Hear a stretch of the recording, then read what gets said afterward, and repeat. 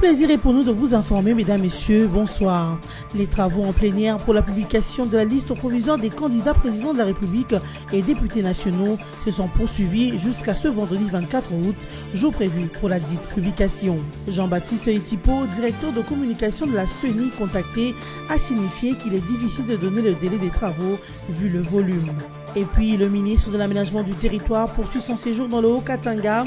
Félix Kabange-Doumbi a échangé avec les partis politiques de la MP sur le processus électoral, notamment la démarche jusqu'à la désignation d'Emmanuel Ramazani Chadari. Ces partis signataires de la charte constitutive du FCC promettent un soutien indéfectible au président Joseph Kabila dans le choix de son dauphin. Dans la province du Kasaï central, le mouvement citoyen Lucha exige le départ du gouverneur Denis Kambaye. Ces jeunes déplorent le fait que ce dernier ne réalise aucune des promesses faites. La ville reste menacée par des érosions qui bientôt risquent de faire disparaître des édifices. Denis Kambaye, qui les a reçus pour discuter, a salué leur courage. Suivant le calendrier électoral, c'est ce vendredi 24 août que la CENI devrait publier la liste provisoire des candidats à la présidentielle et aux législatives nationales. Mais jusqu'à jeudi tard dans la soirée, les membres de la plénière de la centrale électorale n'ont pas épuisé les travaux qui se sont poursuivis jusqu'à ce vendredi. Jean-Baptiste Etipo, directeur de communication à la CENI, contacté par votre média, n'a pas confirmé le jour de la publication vu le volume du travail. Hier vers 23 heures passées, nous avons sorti une petite note pour dire que les délibérations se sont poursuivies hier jusqu'à 23h10. Mais compte tenu du nombre important de dossiers, 15 450 aux législatives nationales, les travaux vont se poursuivre jusqu'à épuisement des dossiers.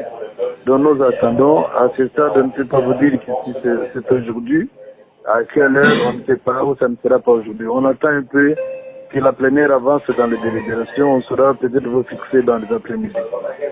Donc c'est le nombre de candidats aux législatives nationales qui retarde un peu les travaux. Oui, parce que beaucoup de gens oublient, on est dans le traitement des dossiers à la fois de la présidentielle et puis des législatives nationales. Présidentielle, c'est le pouvoir d'État, il faut prendre tous les séries qu'il faut, notamment dans les provinciales aussi et dans les nationales.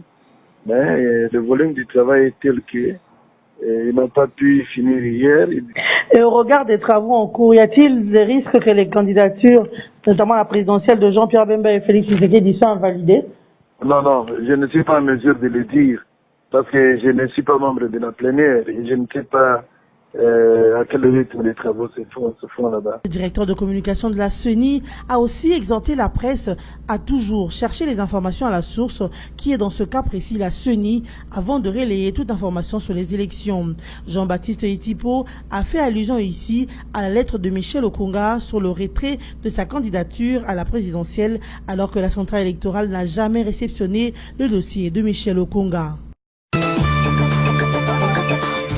Dans l'une de ses éditions de journal télévisé, BSC TV a fait mention du retrait dans la course à la présidentielle du 23 décembre 2018 du candidat Michel Okongo, président du parti politique Unité de Valeurs. Ces derniers, dans un communiqué largement diffusé dans les médias, a formulé plusieurs critiques à l'endroit de la centrale électorale de la RDC, parmi lesquelles le manque de lisibilité, de traçabilité et d'inclusivité dans le processus électoral en cours. Cependant, quelques heures après la sortie de Michel Okongo, la Commission électorale nationale indépendante n'a pas tardé à réagir et à apporter les éclaircissements à ses propos.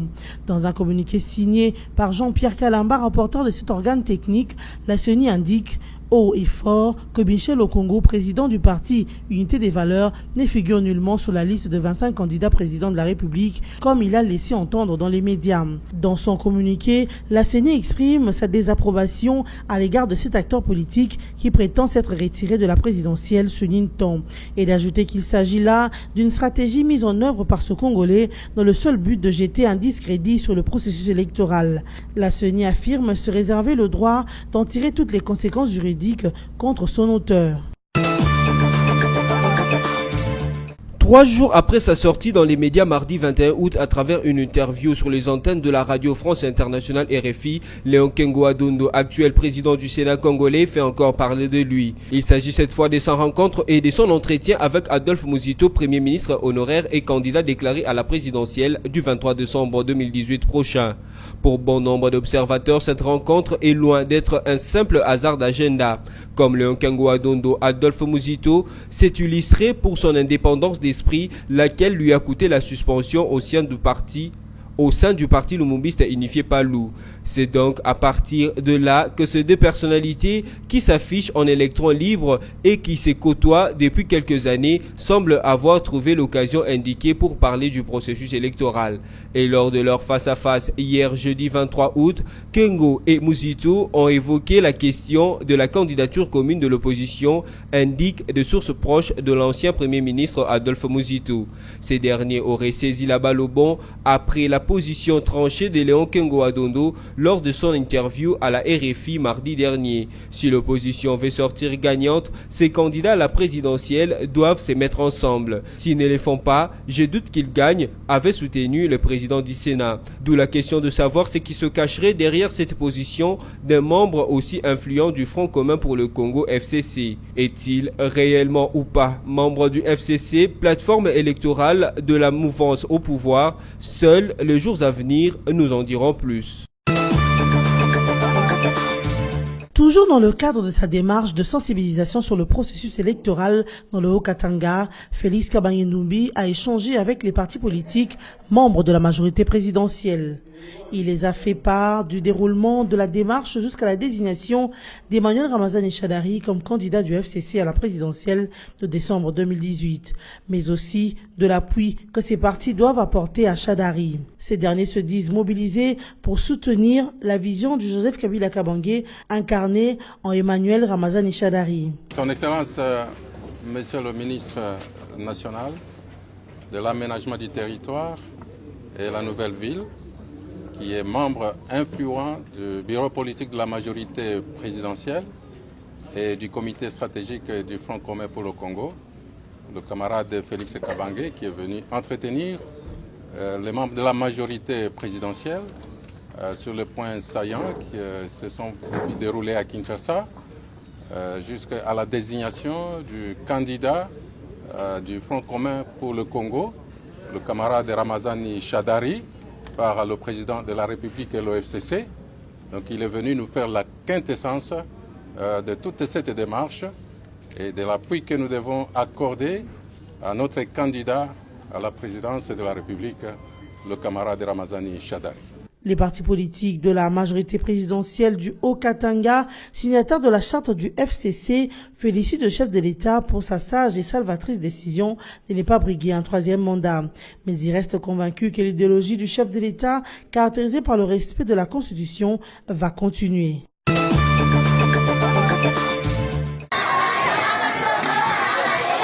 Après la marche de soutien au chef de l'État et à son dauphin Emmanuel Ramazani Shadari, organisée à Kamina dans la province du Haut-Lomami, le conseiller principal de Joseph Kabila Kabange en matière politique et membre du PPRD a effectué une tournée dans cette partie de la RDC. Théophile Mbayo a apporté un message précis à cette population, celui de se préparer aux élections du 23 décembre 2018 et non se laisser distraire par des conflits sans issue. Le conseiller principal du chef de l'État a sensibilisé la population du Haut-Lomami au processus électoral et à mobiliser les membres du PPRD pour le dit processus. Mais il a également expliqué la portée de la décision historique du chef de l'État de ne pas briguer un troisième mandat en choisissant Emmanuel Ramazani Shadari, candidat à la présidentielle prochaine. Par ce choix, Joseph Kabila Kabange est considéré véritable père de la démocratie en RDC et en Afrique subsaharienne. Raison du continuel soutien de la population du Haut-Lomami au chef de l'État Joseph Kabila Kabange et à son choix, Emmanuel Ramazani Shadari.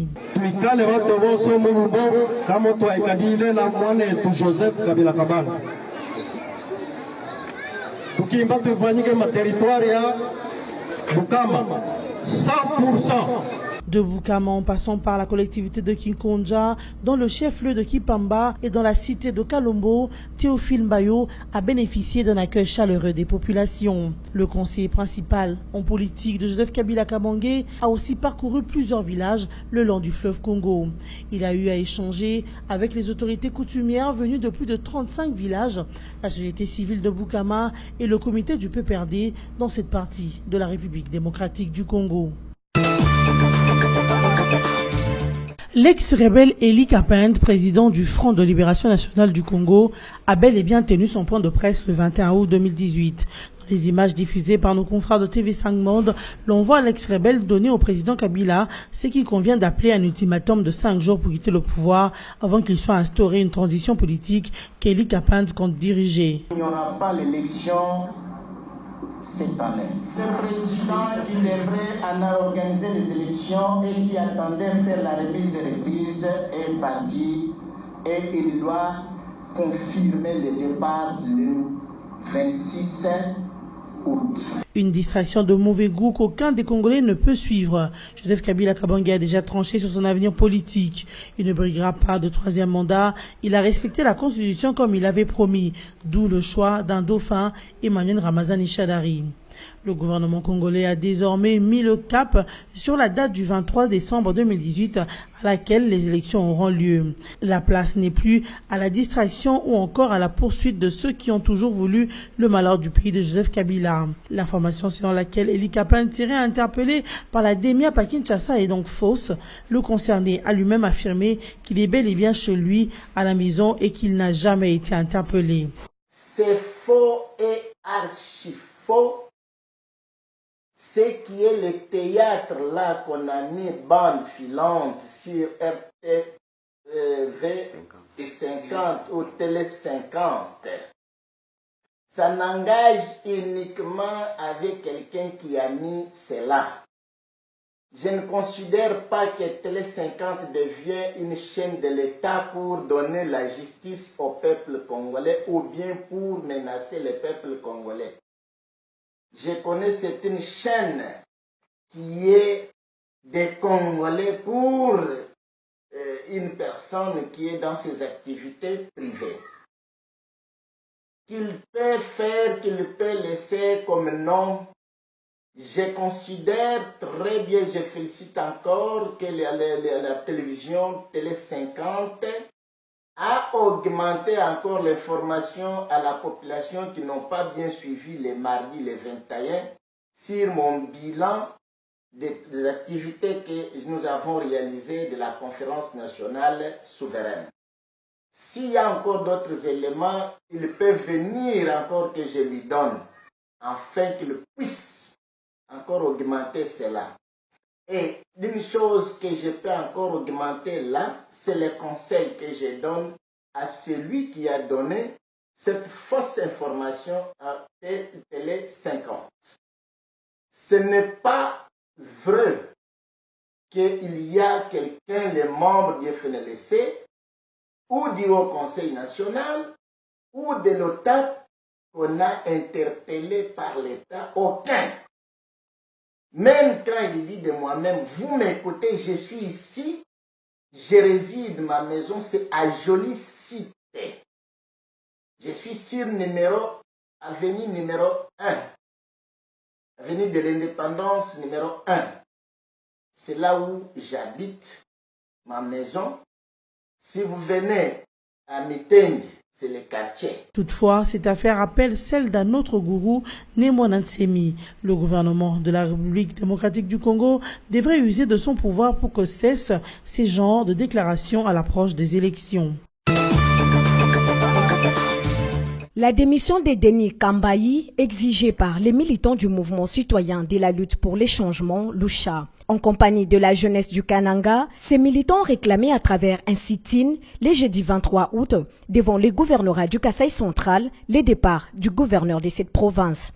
Avec les banderoles et pancartes au motif de la Lucha, la jeunesse de la ville de Kananga affirme que les promesses du gouverneur n'ont pas été tenues, il n'arrive pas à bien gérer la province et l'érosion risque de faire disparaître quelques édifices. Après avoir écouté les préoccupations de ces jeunes, le numéro 1 du Kasaï central a salué leur courage et a échangé avec eux autour des préoccupations, question de les apaiser avant de trouver des solutions idoines. Cependant, un autre groupe de jeunes de la même Lucha ont organisé une contre-manifestation, secondant des slogans hostiles à la MONUSCO et saluant les efforts de Denis Kambayi en vue du retour au calme dans sa province. Ebola dans la ville de Béni, la société civile réclame le report de la rentrée scolaire. Dans un communiqué de presse rendu public jeudi 23 août 2018, la société civile Ville de Béni exhorte le ministre national de l'enseignement primaire, secondaire et professionnel Gaston Moussemena à reporter la rentrée scolaire 2018-2019 dans les zones de santé de Béni, Mabalako et Ocha en attendant que l'équipe de riposte déclare formellement la fin de l'épidémie de la maladie à virus Ebola dans la région. En guise de protection et prévention en faveur des écoliers contre la maladie Ebola. Les élèves qui sont en vacances dans les zones touchées par cette maladie auront tendance à quitter ces milieux vers d'autres avec risque de revenir avec ces virus s'il n'y a pas un bon contrôle et suivi, s'alarme Kizito Bin Angui, premier vice-président de la société civile Béni. Pour la société civile de Béni, l'absence des mesures efficaces des luttes et protections dans les écoles pourrait exposer plusieurs élèves à cette maladie. L'épidémie d'Ebola sévit à Béni depuis le début du mois. 23 jours après la déclaration de cette épidémie, 57 cas ont été signalés dans la région, dont 30 confirmés selon les ministères de la Santé. Un malade a été guéri après avoir été vacciné. Pour rappel, la rentrée scolaire 2018-2019 est prévue le 3 septembre prochain. Au Mali, tout tourne autour du rejet de la réélection du second tour du président sortant Ibrahim Boubacar Keïta par l'opposant Soumaïla Cissé. Officiellement battu aux récentes élections présidentielles, l'opposant Cissé a affirmé hier jeudi 23 août qu'il rejette catégoriquement les résultats proclamés par la Cour constitutionnelle et il ne reconnaît pas le président proclamé vainqueur. Les partisans de Soumaïla, réunis à cette occasion, s'étant entretenus avec leur leader, prévoit une série de manifestations pour contester la victoire de Keïta.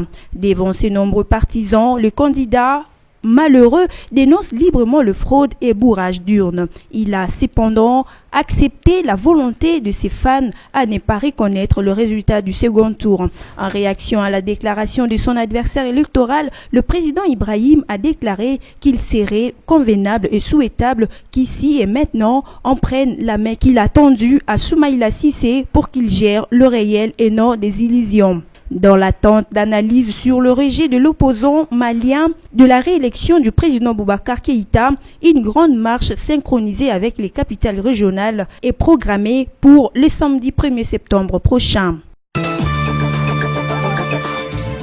Mesdames et messieurs, voici à présent le rappel de principaux titres.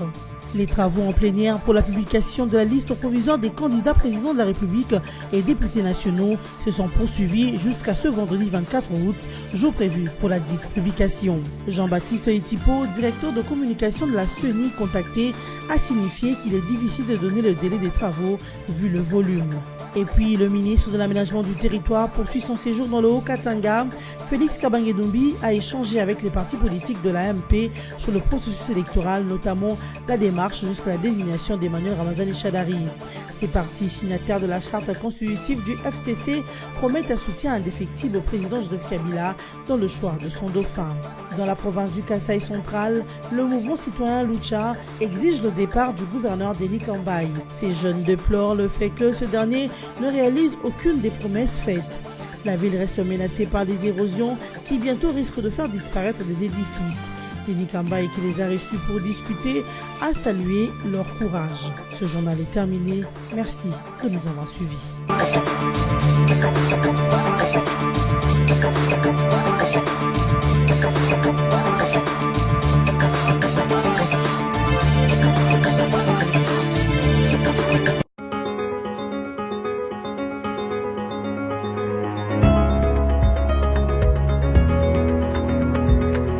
Bon début du week-end à tous, mesdames, messieurs, bienvenue à la revue de presse de ce vendredi 24 août 2018, sélectionné résumé pour vous sur VSC TV. Ouvrons cette revue de presse avec Congo Virtuel qui titre « Cursus de Fachi, le marketing et com n'existe pas à l'ICC ». Achille Mutombo Siachi, conseiller politique de Félix Tshisekedi, a publié en date du 22 août 2018 une mise au point tendant à tordre le cou au débat sur les cursus scolaires et académiques de ce dernier. Pour y couper donc court, Mutombo Siachi écrit ce qui suit, sans précision de date ni d'année scolaire et académique. Le président Félix Tshisekedi a étudié à l'Institut Kalenda Mudishi, cycle des humanités à Mbujimaï dans la province du Kasaï oriental. En ce moment-là, il restait temporairement chez Monseigneur Joseph Kongolo. Il a pu achever ses études à l'Athénée Royal en Belgique, dont il reconnaît son camarade de classe, un Sénégalais. Par la suite, M. Félix Tshisekedi a bel et bien obtenu son diplôme de graduat en marketing et communication à l'Institut de carrière commerciale ICC à Bruxelles. Pour autant que cette démarche du conseiller politique ait pour but de rétablir la vérité au cas où elle aurait été troquée, l'on se rend compte que sa mise au point vient s'aimer plus de troubles qu'elle n'en clarifiait. En effet, en retraçant le cursus de son président, il omet de mentionner les dates et les années scolaires et académiques, autant qu'il n'indique nulle part l'option suivie par Fachi dans son cycle des humanités. Par ailleurs, une petite visite sur le site internet de l'Institut des carrières commerciales ICC de Bruxelles et sur d'autres sites relatifs à l'enseignement supérieur et universitaire en Belgique, bien des vérités viennent confondre Mutombo Siachi et compliquer les équations pour Félix Tshisekedi, qui, tout au moins, pourrait passer pour un imposteur académique. Poursuivons cette revue de presse avec Forum des As qui note en grand titre les déçus de leur rencontre d'hier, Muzito Kengo, candidat commun autour d'un projet commun. Simple hasard d'agenda. 2 jours après son interview choc dans tous les sens du mot à RFI, Léon Kengo Adondo s'entretient avec Adolphe Muzito. Décryptage d'une rencontre qui ne semble avoir rien de protocolaire. Difficile de ne voir qu'un simple hasard d'agenda dans le face-à-face d'hier entre Adolphe Muzito, candidat à la magistrature suprême, et Léon Kengo Adondo. Impossible de déconnecter cet entretien de l'interview dans laquelle le président du Sénat a parlé plus en électron libre qu'en sociétaire du Front commun pour le Congo. Or, justement, cela fait de moi que sans régner l'idéal qui est le sien depuis des décennies, Adolphe Muzito s'illustre par l'indépendance d'esprit. À partir de là, on peut comprendre que les 2 premiers ministres honoraires qui se côtoient depuis longtemps aient trouvé le moment indiqué pour penser sur le processus électoral. Et c'est à l'aune des termes des références candidature commune. Absolument. Mais cet exercice ne devrait passer par la case projet ou programme commun. Une source proche d'Adolphe Muzito a même précisé que cette question concerne l'opposition ou la majorité. Bouclons cette revue de presse avec la radio Capi qui écrit RDC, publication attendue des listes de candidats aux législatives et à la présidentielle. La Commission électorale nationale indépendante CENI publie ce vendredi 24 août les listes provisoires de candidats à l'élection présidentielle et à la députation nationale. La publication de la liste provisoire des candidats à la présidentielle est très attendue par le Congolais. Des milliers d'autres candidats vont tenter d'obtenir les 500 sièges à pourvoir à l'Assemblée nationale. Pour l'élection présidentielle, 25 candidats dont une femme ont déposé leur dossier à la CENI. Plusieurs ténors de l'opposition ont fait acte de candidature et certains ont déjà déroulé leur programme de gouvernance. C'est le cas de Félix Tshisekedi de l'UDPS, Vital Kamerhe de l'UNC, Jean-Pierre Bemba du MLC. La CENI pourrait donc ce vendredi soit valider la liste complète des candidats ou invalider certaines candidatures conformément à la loi électorale. Dans l'hypothèse d'une invalidation des candidatures, le candidat est libre de saisir la Cour constitutionnelle. Cette dernière examinera le recours et tout autre contentieux lié aux candidatures avant le 19 septembre, date à laquelle la CENI publiera les listes définitives des candidats au scrutin présidentiel et législatif. Cette revue de presse est terminée. Merci à vous de l'avoir suivi et à la prochaine.